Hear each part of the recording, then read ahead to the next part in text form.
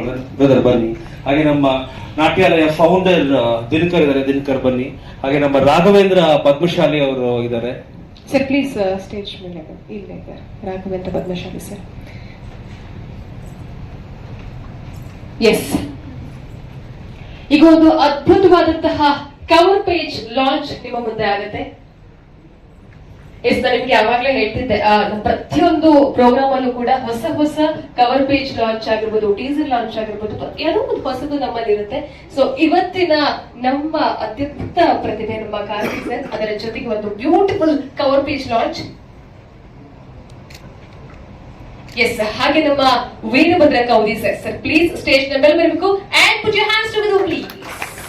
S, thank you so much, thank you so much, thank you so much.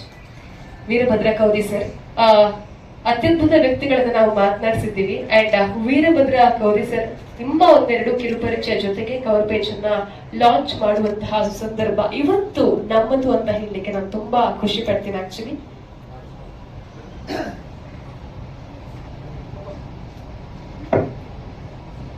S, cover page launch ಮಾಡಿಲ್ವಾ? Sound ಕೇಳ್ತಿಲ್ಲ ನನಗೆ. ಒಂದು ಚಪ್ಪಾಳೆ ಬಂದ್ರೆ ಒಂದು ಕವರ್ ಪೇಜ್ ಸೂಪರ್ ಲಾಂಚ್ ಆಗುತ್ತೆ.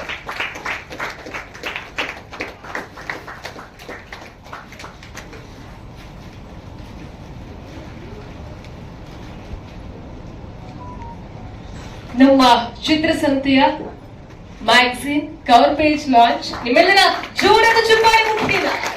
Thank you so much, thank you so much. ಅತ್ಯದ್ಭುತ ಪ್ರತಿಭೆಯ ಕವರ್ ಪೇಜ್ ನ ಮೊದಲನೇ ಪುಟದಲ್ಲಿದೆ.